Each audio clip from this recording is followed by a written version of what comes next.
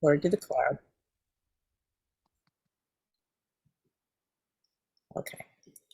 So this is an interim report to our stakeholders, whoever is interested. This is really more of hopefully a discussion with you about how we've gone about doing the waste characterization steps and the diversion program analysis, which are deliverables 2 and 3 of the Reuse Innovation Center feasibility study that we've been working on.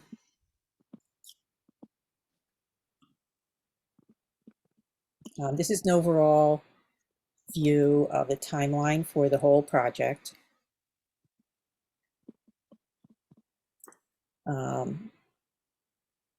Right now, we're almost done and about to hand in our waste characterization and diversion programs study. And of course, we'll get feedback from Ulster County on that before finalizing it. And that's really what we want to talk about today. So methodology for these 2 deliverables. We did a great deal of document review, upper reports, annual summaries, ZWIP. We worked with folks working on the ZWIP. We talked to stakeholders from everything from UCRA, lots of people at UCRA, the environment, the ZWIP folks, most of them. And of course, Dave has gone around and Melissa as well has talked to people, reusing and recycling organizations, many of them private resellers, any expert stakeholders in near Ulster County. So we've talked to a lot of people. Sorry, didn't mean to do that. We've had a tour of UCRA facility. I believe Dave has been there several times for different purposes. And he spent a whole day doing direct observation on the tipping floor to evaluate our opportunities for diversion, and there are many. He's also evaluated the housing stock, the character of the community, the local pricing norms for materials by visiting retail establishments, because it matters a lot what's going on here in general in terms of evaluating opportunities. Research into reuse and diversion-based organizations with good models for us to potentially emulate all over the place in New York State, outside of New York State, even a few overseas, which would go into the diversion opportunities deliverable. And we also did a map with the help of Ariana Henry from Vassar Mappers Group, Vassar College Mappers Group, mapping waste flow to and from the area. Any questions from anyone or any thoughts of anyone about anything else that you think we should have looked at or should still look at? Any thoughts? I mean, would it make sense, just as an additional icebreaker, to have Dave say a little more about the method behind the method, sort of what he's been looking for? Sure. And, yeah. Yeah, so I came into this, I think we came into this the understanding that our primary mission was to look at what is going to Seneca Meadows and how that could be prevented. But first we needed to know what was going to Seneca Meadows and how much and that kind of thing. So we started, trying to get a handle on the numbers, like what studies were out there and things like that, things that we could do offsite in the office.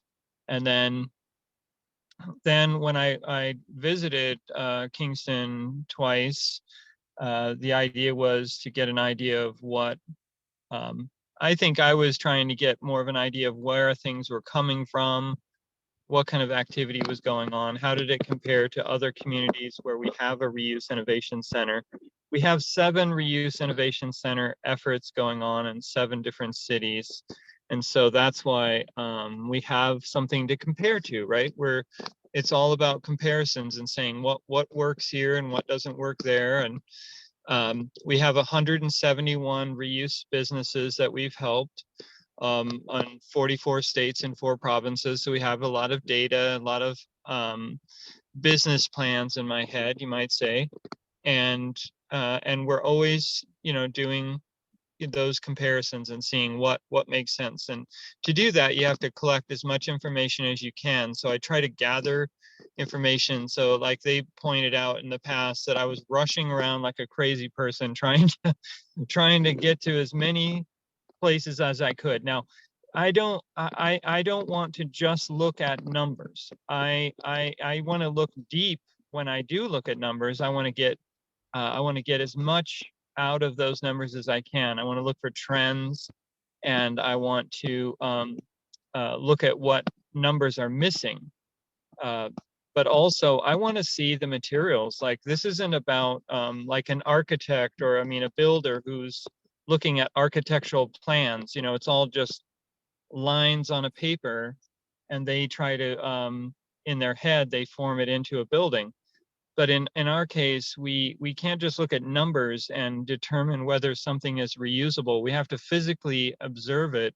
And so that's why I went to the transfer station so many times. I wanted to look at behaviors, so I even went there and just watched vehicles go by for an hour or 2 hours, whatever it was, just to see what kind of loads and what kind of people, what kind of businesses and that were going by. So like, where does the material come from? And I already know that at some point that material is relatively more reusable, and then at some point it becomes more damaged or contaminated and things like that. So we understand the process, and we're trying to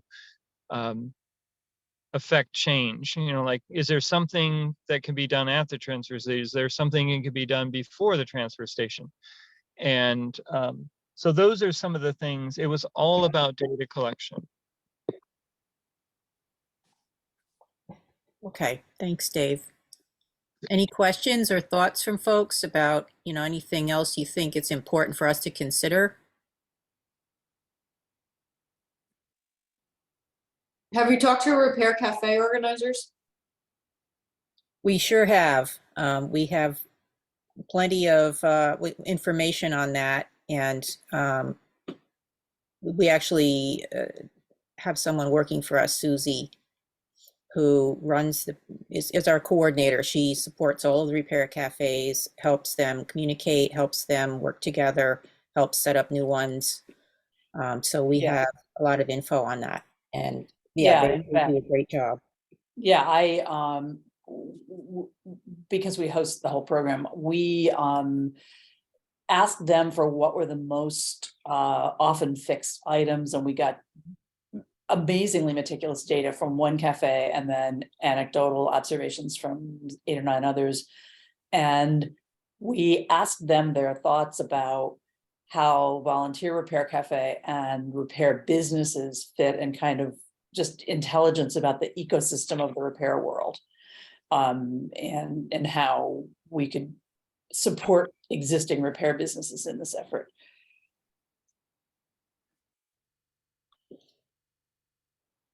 And what is the role of food waste diversion in your process? Have you talked to like food banks and all that? Ooh, we have not delved. We know about the food scrap law, and Michael Darcy is on our list, obviously. But Dave, would you want to say what your thoughts from other places?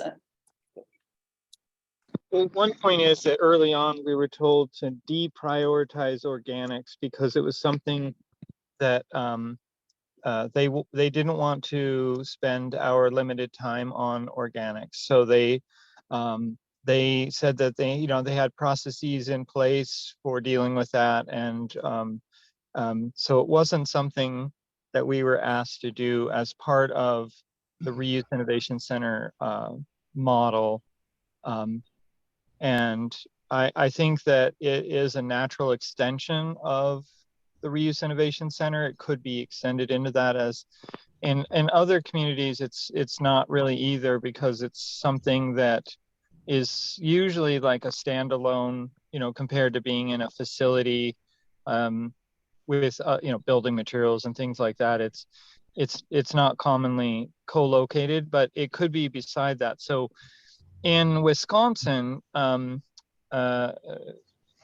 the idea of getting rid of the transfer station concept and going to the waste recovery park concept, and that absolutely includes food waste and composting, and as well as everything else that you can think of, biosolids and metal recycling and all kinds of single stream, all of that happening, when a government entity, is dedicated a certain amount of land to landfill space or to transfer stations, that sort of thing. We're asking for some of that space to keep things out of the landfill space. And so the waste recovery park is just a great concept. I see it, being the way the industry moves, where people understand that there's a flow of material coming into a facility. Yeah, some of that's food waste, some of that is plywood, and that all can be dealt with. But I don't think we spent a lot of time on food waste because we were told not to spend a lot of time on that with our limited budget. If I might, this is Greg, if I might, because the subject matter currently, if you go on to our website, we released a request for statement of interest. And if you go and you look at that, you'll see that kind of it takes throws a pretty wide net out, asking for interested parties to give us statements of interest in ways that we can do total MSW reduction to our landfills. And so, that definitely could work in conjunction with what you guys are doing in the future and stuff. But I think that when you look at the broader spectrum of things that maybe wouldn't fall right in, easily with a reuse center, or even some of the stuff that does, that, we just need to recover it. Those types of answers are going to be forthcoming through that process as well. So I think there's a lot of different areas we can explore, and that's what we're trying to do with our process. And of course, that's not to take away from what you guys are doing, but I think that if you look at it, you'll see that we're going to come to a lot of possible answers for how we can move forward and address all the different waste streams. Greg, would you be able to put a link to that in the chat? I should be able to. Give me a few minutes and I'll get that done. Thank you. Anybody else? Before we move on to the next slide. Okay. So just some highlights of the waste characterization, breakdown of MSW. And C&D, has been estimated at 20% of the waste stream, but considering that there are additional permitted organizations and some companies that apparently, large waste producers that may be getting rid of their own waste or recycling it internally or that sort of thing. I've seen references to that in some of the documentation in one of the reports. We can't get an exact figure, but it seems like it's growing in terms of the C&D as a percentage of the overall waste stream is growing. And there's a slide on that coming down. And of course, we don't want to ignore the fact that a lot of waste is going into the circular economy and is being diverted before it ever gets to UCRA. Dave, do you want to talk about the tipping floor and just the main points that we learned from it? You know, the one of the main points I came up with was the level of effort that UCRA is already making. I was really pleased to see that effort. You know, when it came to UCRA staff, all the way from the scale house, you know, where they are greeting the people that are coming in, analyzing their loads, determining which way it goes. Is that something that is completely a single source that could be separated out, or is it something going to the tipping floor? The UCRA staff on the tipping floor that is vigilantly looking at every load, trying to manage these huge trucks that are coming in at all different angles and from all different doorways, and trying to deal with human nature, which is the average person dumping something that is, they realize they have a tire, they know that it's going to be a charge because they, you know, an extra charge for dumping tires. So they dump the tire and then they dump a lot of stuff on top of the tire, trying to hide the tire, you know, things like that. I mean, and just all of trying to manage all of that while picking out cardboard, while picking out batteries, while, you know, dragging a refrigerated appliance out of the way, out of harm's way. You know, all of these things that are happening simultaneously, to divert, you know, as much as they honestly physically have time for. I did an analysis where I realized that I think it was every 139 seconds a load arrives at an UCRA facility, and they're, you know, of the two facilities. And um, you know, that should tell you something about there is no time to rest. There's no time to really dig deep into a pile. And just other observations were just how incredibly contaminated the Packer truck loads are, when it comes to especially on a rainy day, which had been rainy the day before. And that was a real negative because you know, it was really heavily contaminated waste. You know, and when we talk about low hanging fruit, the self hauls, you know, certainly looked a lot easier, a lot more material could be diverted with a lot less effort compared to those MSW, you know, Packer truck loads. I did, you know, I came up with recommendations that all they do is congratulate UCRA for the work they're doing so far, and say that, you know, instead of investing in a landfill in another county, Ulster County is investing their money in a landfill. Why not invest your money in UCRA or in local efforts like the Reuse Innovation Center? You could spend $1 million sending materials to Seneca Meadows, or you could not send those materials to Seneca Meadows and spend that same $1 million on upgrades, on infrastructure, on staffing. And so to me, it's clear because I do divert, you know, large amounts of material from going to these landfills. And I know the efforts it takes, and I know it's an investment either way. But I would rather invest locally.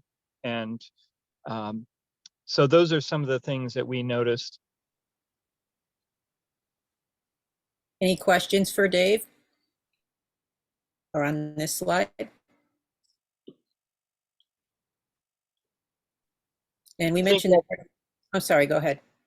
I just wanted to add that, you know, I have I have the experience of having been to numerous transfer stations and helping set up programs at some of them for diversion.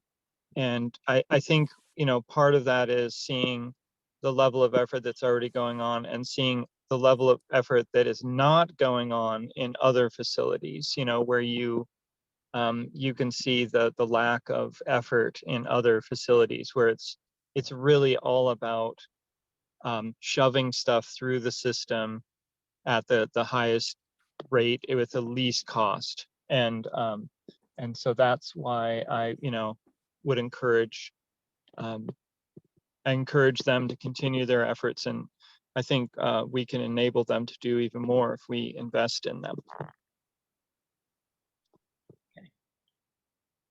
Anybody else?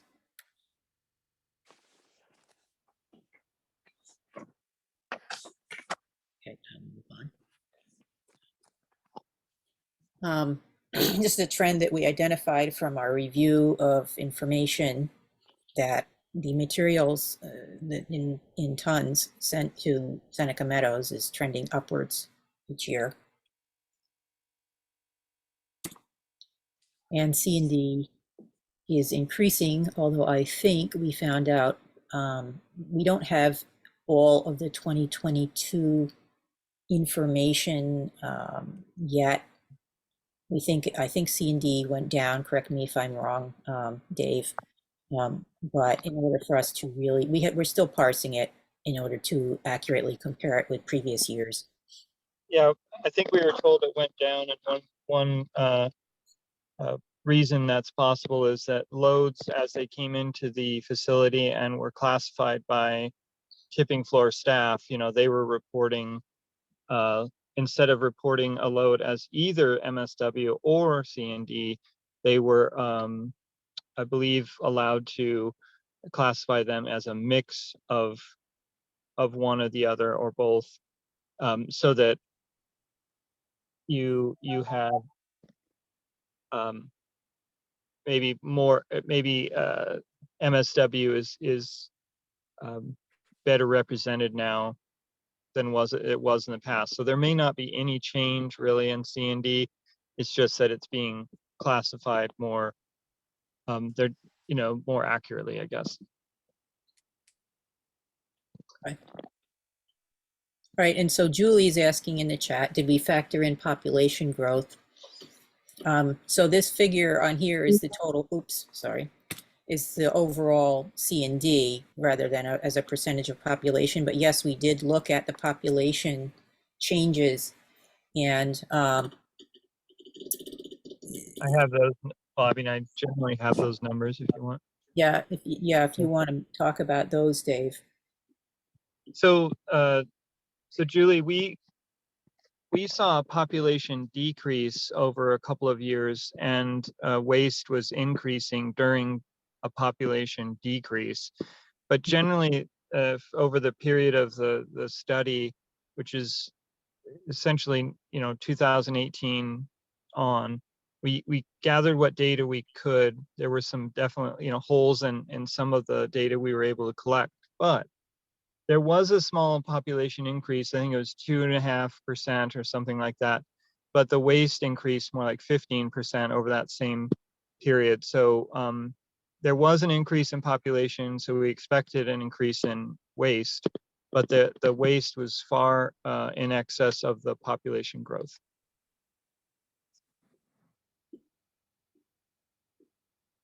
Okay, anybody else? So as far as diversion is concerned, it's important for us to point out diversion's already taking place. And really, I probably should have put Repair Cafe on this page, but that is obviously a big source in growing. I think there's something like 45 repair cafes now throughout just the Hudson Valley alone, and it's growing. And you know, it's a really helpful, and it's hard to really say how much is being diverted in terms of, you know, tons or pounds or whatever, because it's such a diverse amount of stuff going to a lot of different places. But you know, it is a growing trend and helpful.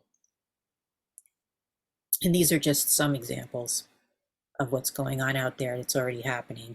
And we don't want to forget that there are companies like Lamella handling large amounts of materials already.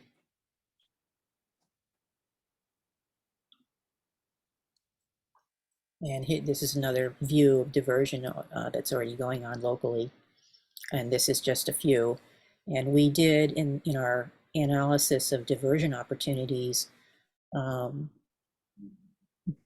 basically divided up by material what companies are already doing stuff and what can be done based on a lot of research into businesses that exist elsewhere, as well as some local ones. And we have a vast spreadsheet of that I can't really share adequately in a slideshow, but you get the idea. Here's one page of that spreadsheet in which we identify materials types and what's possible to do with each material. So here we have metals and glass, and of course we cover plastics and a whole variety of other things.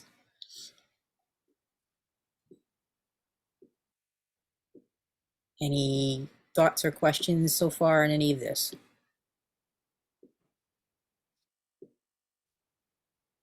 Okay. Dave, I'm going to ask you to explain your prioritization matrix. Okay, so background would be, this is my 30th year doing this. We have other existing reuse innovation centers. We have other reuse innovation center efforts going on. So we have helped 171 reuse businesses. So we gather a lot of information through the consulting process, where you're helping someone start a business and come up with a business plan and things like that. So there's a lot of planning that goes on, a lot of analysis that goes on when you're helping someone start from zero, right? And so we, in some ways, the circular economy is kind of this rogue thing that, they kind of do it their own way. But there are realities. Like, one thing is the space that business takes up. I mean, the more space you take up, the more you pay in rent. So you might rent a little shop, or you might rent a huge warehouse, or something in between. So we have to make decisions. We use parameters like some of these listed to make a decision. I'll give you an example. If you wanted to sell cabinets are basically empty boxes that are full of air. And or if you said, I want to sell reclaimed wood flooring. Reclaimed wood flooring is usually bundles of flooring that are stacked really tightly and really efficiently. And if you did an analysis of that, you would say that cabinets take up a lot more room than flooring does. In fact, cabinets, the amount of cabinets, the value of cabinets you can shove into a room, or the value of flooring you can shove into a room, is like 10 times different. So you could put $10,000 worth of cabinets, or maybe $100,000 worth of flooring in a room.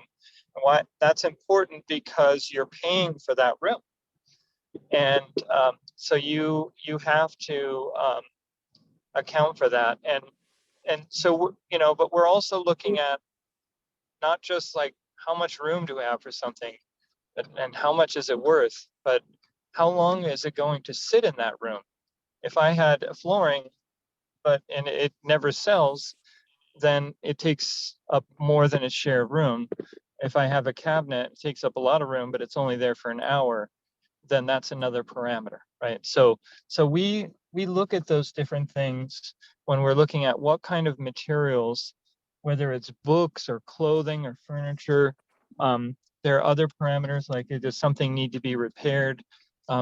Does it, is there a supply or labor that's expended to do something? And so we look at all those different things and we decide what we want to deal with. And so normally a reuse innovation center would start with really core basic materials that we know are successful, like wood flooring. And we would hopefully, the idea is to grow into other materials that, someone would say, what about mattress recycling? You know, that's something that it could be expanded, or it could be funded, and then it's something that would happen earlier because of the funding. But we wouldn't necessarily just jump into a program without having really looked at all these parameters and decided whether it's a good idea or not. So that's some feedback on that. Any thoughts from anybody on the prioritization matrix? Is this something you think is useful?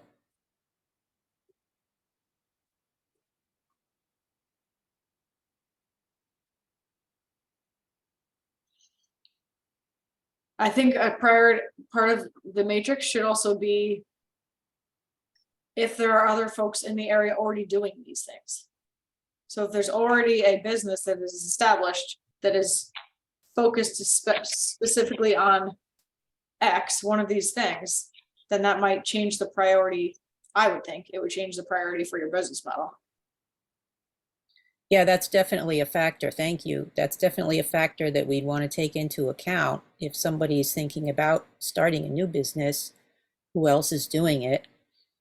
And of course, the Reuse Innovation Center is geared toward working with existing businesses and organizations, whether they're nonprofits or whatever. So that's very important. And then part of what we went into evaluating in terms of finding diversion opportunities or identifying potential diversion opportunities is, is this a viable business model? How is it being done elsewhere? What would the startup cost be? What's the potential profit if it is a private business? That being said, we're not pushing private business necessarily for any particular solution, and that's ultimately up to Ulster County in terms of how, you know, the whole Reuse Innovation Center shakes out and what kind of model it is. And Dave can tell you that there are several different kinds of models in terms of private and public. But yes, I think maybe, Dave, is that something we should add to the prioritization matrix, the consideration of whether there's existing businesses in place? Yeah, I don't know if everyone realized this, but the very first thing I did when I hit town was start visiting other businesses that already exist who are already diverting materials. I think the first one I hit was PNT salvage or surplus, you know, and I just went on and on and on from there. I visited as many as I physically had time to visit so that I would understand what they were doing and how we could interact with them. It was super important that whatever efforts they're making, that we're complementary to that, and we don't if we understand anything, we understand that if you think the waste problem is bad now, imagine if all of those businesses didn't exist. It would be far worse. And so we're trying to you know, add to their efforts, not conflict with them. But I think that, you know, even with all of their efforts, a lot of times there are, you know, things are getting wasted, or they might have a business or some room full of materials that isn't moving very quickly.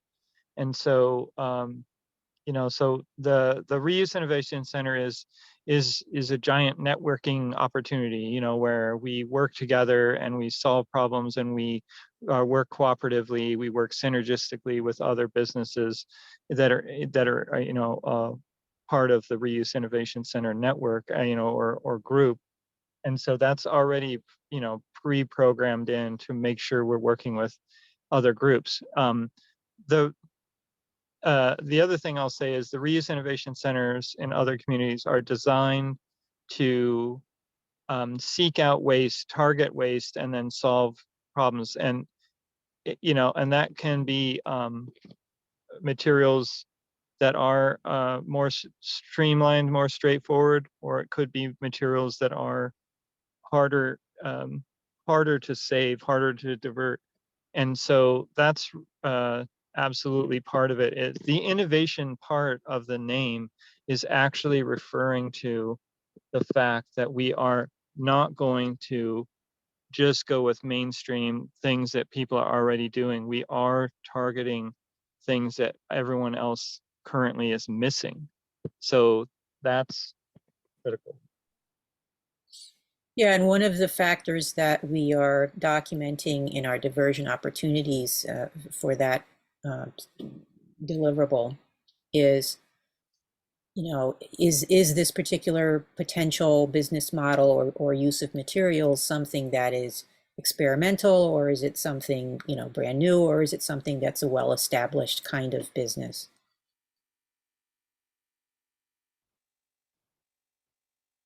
Okay, anybody else? Okay.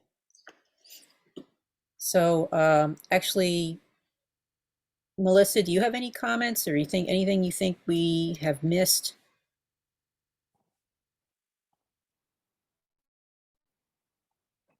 Of course, I have to unmute.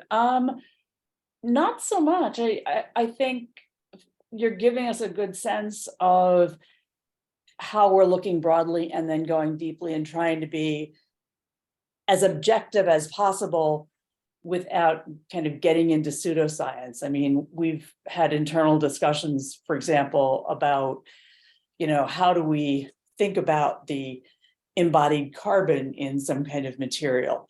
And there are calculators, but they're for a particular make or model. So an old refrigerator and a new refrigerator might be different. And, we're trying not to nerd out, but we're trying to be consistent in the way that we're thinking about this stuff. Okay. So next steps, first Tuesday stakeholder check-ins, April and May. And those will be separate to sign up for, so watch for that. And please share it with anybody that you think is a person that should be involved in this and is a stakeholder and has concern about it. The next one will be a little more elaborate, and we're going to be going over more details about our actual deliverables. And that would be a good one for everybody to be in that can.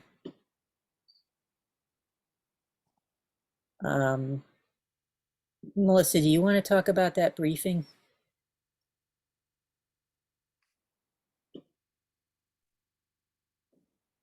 I'm sorry, remind me. Sorry, the briefing for the Recycling Oversight Committee. Oh, yeah, we've just been invited to the legislature recycling oversight committee at their March meeting. I think it's the 25th of this month, to do something probably similar to this. So yeah, diversion program survey and analysis, of course, is our next deliverable, in addition with the current waste characterization that we're finishing up now. Siting considerations will be after that. We'll be considering, all the possible siting for Reuse Innovation Center. Will it be in one place? Will it be in a couple of places? Will there be something adjacent to UCRA? That will also depend on what it's going to consist of. So that will be, I think, a dialogue. And, we'll be just presenting options. The ultimate decisions will be up to Ulster County, of course. And our conceptual plan for the Reuse Innovation Center, again, your input in these talks that we're having every month is vital, because we want to represent your interests and understand your needs as stakeholders. So by all means, we'll be taking into account anything you said on this and anything you'd like to share. And if you want to email us and tell us, thoughts you have about the potential Reuse Innovation Center, questions that you have, we'd be very happy to receive that.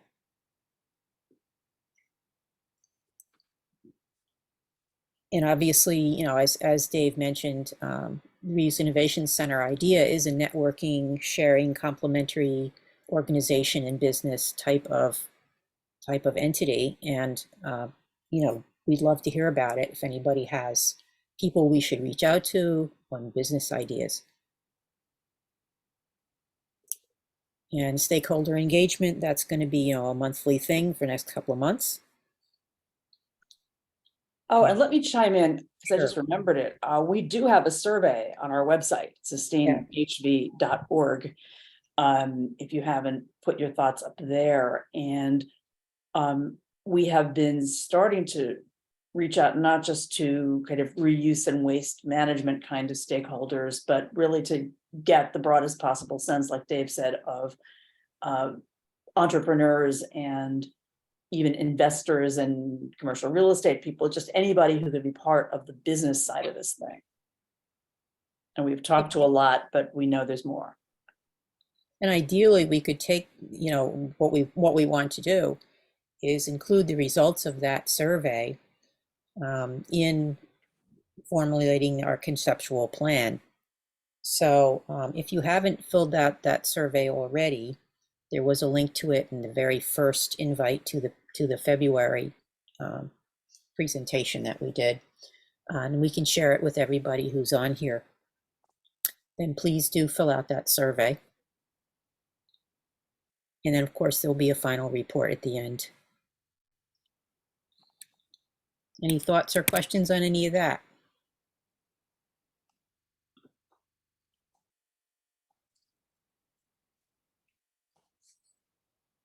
Does anybody have anything they'd like to ask Dave? Well, he's still here. Yes, this is James. I was just wondering if there's going to be any perhaps incentive program for individual residents of towns that they don't use a commercial hauler, they bring their municipal waste, their solid waste, a garbage to the transfer station weekly. Will there be any incentive for them to perhaps sort out maybe if they do a project at home, their C&D or anything heavy, like we do already successfully with the glass bottles?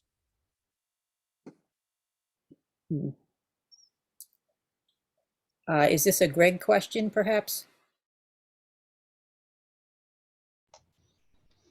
Well, if it is a great question, I will tell you that something like that may happen in the future. I don't know that it's necessarily going to be directly related to what's going on with this effort for the reuse center, but it could be possibly.